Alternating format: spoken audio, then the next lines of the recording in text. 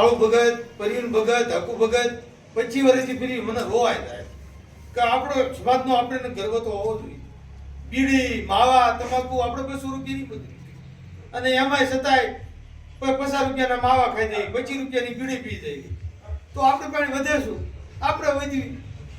એટલે મનજીભાઈને તો હું કહું ધન્યવાદ દેવી જોઈએ. એ લોકો માટે કેટલું એમને આવું સંગઠન કરે છે. આપણે 5 હગા ભેગા નહીં થયા હતા એમને તમે જોવો તો જ્યાં જોયું ત્યાં મનજીભાઈ, જ્યાં જોયું ત્યાં મનજીભાઈ.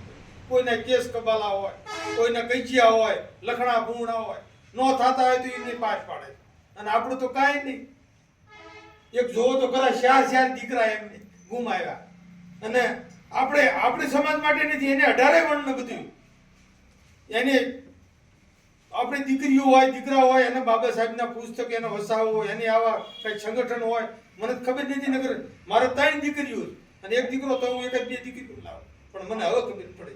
અને આ ભગવું લુગડું મેં રાખ્યું ને ખરેખર જોઈને તો આ બાવા રહ્યા ને એ મનુવાદી જ છે, ન બોલાય આવું. આ જે મોટા મોટા મંદિરો એ ફેકરા છે. આ ભગવું લુગડું જો મેં રાખ્યું ન હોત ને તો મને ખબર ન પડે. મને આની આગળ મારો રસ્તો ખોલવો પડે થાય.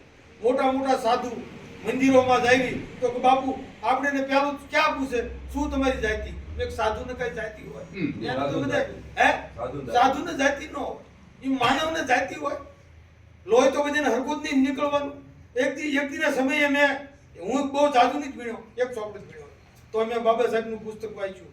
તો એની અંદરથી પુસ્તક વાંચતા વાંચતા મને અંદર ખ્યાલ આવ્યો કે બાબા સાહેબને ખાડાનો હાર સુલ્યા પહેર્યો તો બાબા સાહેબે હમું રાખ્યું કે ભાઈ મને એમ મારી સમાજ એમ કહે છે ખાડામાંથી બહાર કાઢો. એને ધન્યવાદ દેવી પડે. હવે એ વખતે કેટલી અભડછેટ હશે, કેવું હોય છે એ લોકો અમુક વસ્તુ અમે તમે આ વાવડીની અંદર ખાસ પાણી વાડા નહીં ચડવા દેતા. તમે વિચાર તો કરો. હું અત્યારે સખત મહેનત કરું છું, મિસ્ત્રી કામ કરું છું, વેલ્ડિંગ કામ કરું છું, લાકડા કાપવાનું કામ કરું છું. કોઈ દે ન દે, અમુક ગરીબ માણસો એનું જાતું હાથે કરું છું. કારણ કે ખરેખર મનજીભાઈ કહે છે કે બધું આપણું પોતાનો સવારત ન હોવો જોઈએ, એની અંદર કંઈક આપણે સમાજનો સવારત હોય તો આની અંદરથી માર્ગદર્શન મળશે. આ તો આપણે અહીં આવ્યા, કલેક્ટર આગળ ગયા, આયોજનપત્ર આપ્યું. આયોજનપત્ર આપ્યું એટલે આપણે મીડિયામાં આવ્યા. એટલું મીડિયા આવવા પૂરતું નથી. અહીં તો માલ હાટે માથા છે, માલ હાટે માથા છે. અને હું તો કહું છું ધન્યવાદ દેવી જોઈએ. આપણી સમાજમાં આ બધા છે તમે આવ્યા એને ધન ગણીને ધન્યવાદ કહેવાય. અને તમારી અંદર એવો વિશ્વાસ હોય તો જ તમે આવ્યો હોય ને. નકર કોઈ નવરાય જ નથી.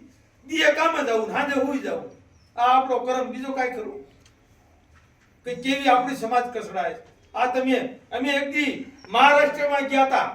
એ લોકો કેટલું આગળ છે. ઓહો, આપણે તો વિચાર થાય કે આટલું બધું આપણે તો કાંઈ છે નહીં. આપણે તો ખાડા ખબોચિયાના ડેટ ક્યાં જ ગણાવી કદી નથી. હજી આપણને કાયદાની ખબર નથી, કેવું જીવવું, કેવું ખાવું, કેવું બોલવું, કેવો માણસ સાથે સંબંધ રાખવો, કાંઈ ખબર નહીં. તો આવું આપણે જીવન જીવવું. તો કોક આપણે ખબર ન પડતી હોય તો કોકની પાસે કંઈક માર્ગદર્શન લ્યો કે ભાઈ મનજીભાઈ જેવા છે તો આપણે હાવ ફ્રીમાં અહીંયા આવવાનું છે. આપણે કાંઈ 5 રૂપિયા, કોઈ કાંઈ કહ્યું કે 100 રૂપિયા કે 500 રૂપિયા કાંઈ છે નહીં. આપણે ફ્રીમાં આવવાનું અને બેહવાનું. એની અંદરથી આપણે કંઈક વિચારધારા બદલે. અને હું તો કહું છું આ અજ્ઞાનમાંથી તમે મુક્ત થઈ જાઓ ને 5 લાખના માંડવા તમે જો કરામ ધરુજી થઈ. વાહ મારા વાલા વાહ. હું તો આને ધન્યવાદ દીધી. સમાજના આપણે તો એવું કહ્યું. પછી આપણે જે માને ગાંડા માને ગેલા કરે જે કેવું આપણી પાસે જો સેન્ડિંગનો ધંધો તો આ બીજા સમાજ આગળ હોય તો આનો 3 ગણો ભાવ હોય. હું 200 રૂપિયાની મજૂરી જાઉં છું. હું આ ભગું લુગડું રાખીને કામ જ આવું. આ કોઈ દીમાં હું 400 રૂપિયામાં જ આવું. કપા વીણવા જાવી, અમે જામફળ ઉતારવા જાવી, કોઈ ગમે એ મજૂરી કરવી. કાંઈ એક તમે મજૂરી કરો અને છોકરીને ભણાવો, એની અંદર કંઈક એવું સંસ્કાર આપો. આપણીથી ન માને એવા તો કોઈ 5 મનજીભાઈ જેવા